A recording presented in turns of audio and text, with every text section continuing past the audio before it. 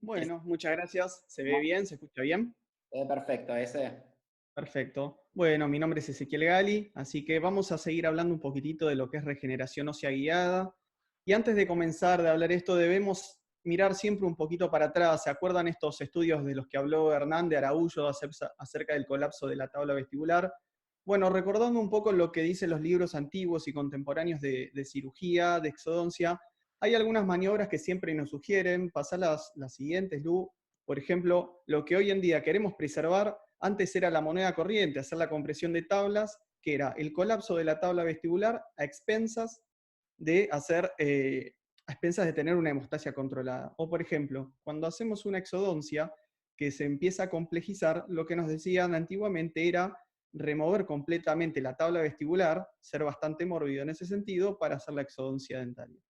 Entonces nos da situaciones como la siguiente. Lo que ven en este caso es la eliminación de una pieza dentaria retenida, en la que tenemos muy poco capital óseo, que con el advenimiento de los implantes esto nos supone un problema. Entonces, pasamos a la siguiente. ¿Por qué surge la regeneración ósea? Justamente para casos como estos. Nosotros lo que tenemos que hacer con esta regeneración surge para reconstruir y para devolver la anatomía y la calidad ósea para una posterior rehabilitación implantoprotésica. La siguiente.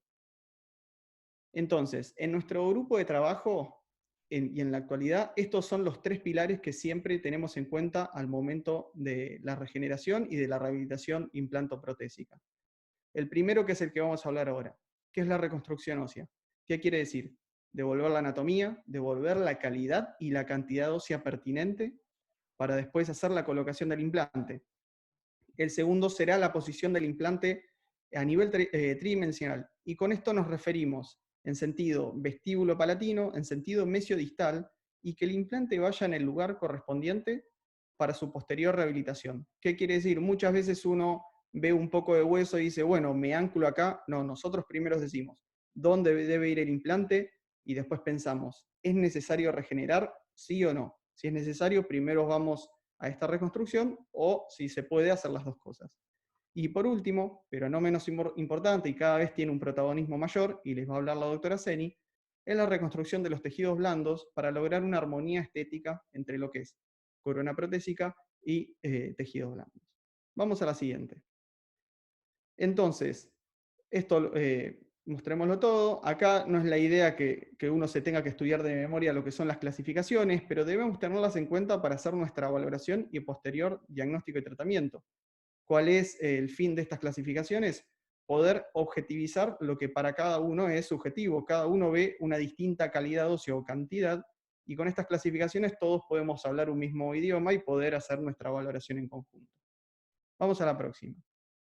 Entonces, esto de evaluar el defecto óseo en sentido vertical y horizontal lo vamos a ver en una miríada de casos. Pongamos el primer caso, en el cual al paciente, por no querer hacer una rehabilitación y una reconstrucción de tejido óseo, lo que se realizó fue una corona y se tallaron 3 piezas dentarias que estaban sanas. En un segundo caso vemos un paciente con una fístula y con una enfermedad periodontal avanzada, y si ven abajo en la tomografía hay prácticamente un amarre de la pieza dentaria a todo un tejido fibroso. En el tercer caso sí, se colocó un implante, como habíamos dicho, quizás no en la mejor posición tridimensional, y quedó una desarmonía con toda la arcada dentaria. Y por último, vemos un paciente con una lesión periapical que fue reabsorbiendo toda la calidad ósea. Es decir, hay que ser muy crítico en la valoración del defecto para poder después planificarlo. Entonces, pasamos y ya de soslayo podemos ver algunas indicaciones. Estamos hablando siempre de defectos. Defectos horizontales, verticales o combinados, fenestraciones o dehiscencias. Me quiero detener un poco en estos defectos circunferenciales de 2 o 3 paredes. Va a ser una de nuestras guías para el éxito, que el relleno y la membrana que lo contenga, si así sea necesario, deben estar contenidos. Y entre 2 o 3 paredes es algo es un pronóstico aceptable. Obviamente, cuando tenemos una perimplantitis ya tratada, tratar esta secuela, podemos hacer una regeneración. Como habíamos dicho anteriormente, cuando se coloca un implante o cuando no se va a colocar un implante, pero a futuro se planea realizarlo. Pasamos. Entonces, todo esto está indicado. ¿Y cuándo es que no pienso en una regeneración ósea. Tenemos, como siempre, factores generales que están relacionados al fumar, fumadores severos, al igual que los implantes, no tienen un buen pronóstico, alteraciones sistémicas de los pacientes, o que el paciente por una cuestión o económica, por miedo, o por alguna cuestión cultural, se rechace a tener una regeneración ósea. Y los factores locales están un poco en relación a lo que son los implantes también. La ausencia de un control de la higiene oral, es decir, el paciente como se tiene que ganar un implante teniendo un buen estado bucal, de la misma forma el paciente si no puede controlar su estado bucal no puede hacerse una regeneración. Estos dos próximos ítems en el que pongo el cierre primario y la estabilización, yo creo que es el concepto que nos gustaría que se lleven de esta charla. El cierre tiene que ser primario y sin tensiones. Cuando yo logro mi cierre primario, no queda una apertura y tampoco coloco tensión, el pronóstico mejora considerablemente. Y como había dicho posteriormente, y también lo van a ver en los casos clínicos, que este relleno esté estabilizado y con una membrana o no, pero que esté estabilizado en el tiempo, que no haya movimientos, ¿sí? Y por último, como habíamos mencionado, defectos periimplantarios. Vamos a la siguiente. Por suerte, tenemos una variedad de biomateriales, una oferta bastante grande para elegir en nuestros casos particulares. Tenemos un hueso particulado, corticomedular, que podemos depositarlo en alvéolos. En zonas que son un poco más complejas, tenemos un hueso también corticomedular, hidratado y con una porción colágena que se puede depositar en formas de jeringas, es decir, nos ahorra un poco el uso de ciertos tipos de instrumentales. Y por último, cuando vienen también con una fase colágena, como vemos en la última imagen, estos se colocan como en modo de gel y quedan estabilizados. Recuerden de nuevo que la estabilización de este injerto es lo que nos dará la clave del éxito. Vamos al siguiente. Como habíamos dicho previamente, estos injertos, depende la cantidad, el volumen que deseamos reconstruir o no, deben ser contenidos. Y esto lo podemos hacer con membranas reabsorbibles, podemos usar también concentrados plaquetarios que funcionen como apósitos, también como membranas. En el segundo caso vemos mallas de titanio o mallas y membranas con refuerzos de titanio. Y estos deben ser fijados con tornillos o tachuelas según cada uno de los casos. Pasemos. Ahora vamos a ver algunos casos clínicos.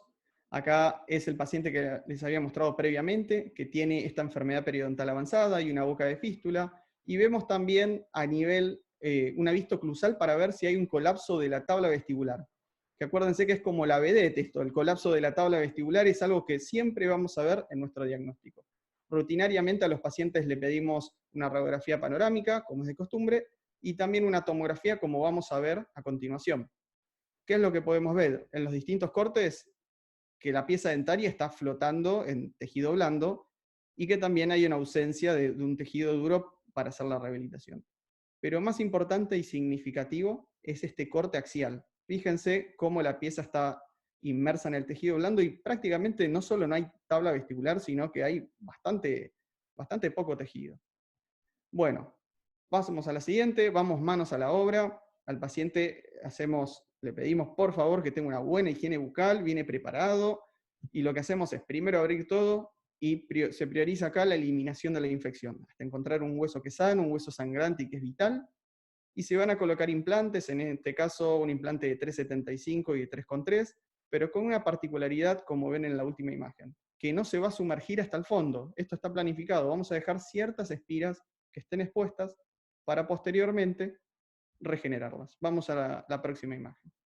Acá lo que vemos es la regeneración y la contención con una membrana. Recuerdan que habíamos hablado que la estabilización en el tiempo de esto es lo que nos va a dar el éxito. Y el cierre por primera intención y sin tensiones también. Así que lo cerramos, hacemos nuestros controles pertinentes, pasamos a la próxima, y vamos aproximadamente en 6 meses, vamos a hacer nuestro control radiográfico si estamos bien o cómo estamos. Fíjense en la imagen de la derecha, comparando a la izquierda, sobre todo en los cortes, en el corte axial, esa ganancia de tejido óseo, esa ganancia de todo el contorno, que es el que estaba ausente en el primer caso, y la posición correspondiente de ambos implantes a nivel tridimensional. Vamos a la próxima. Caso clínico, el último caso clínico, en este caso un paciente que sí pudo colocarse implantes, pero estaba no solo en una mal posición, sino que estaba expuesto, no solo las espiras y la cabeza del implante. Le pedimos también estudios por imágenes, vamos a ver la próxima.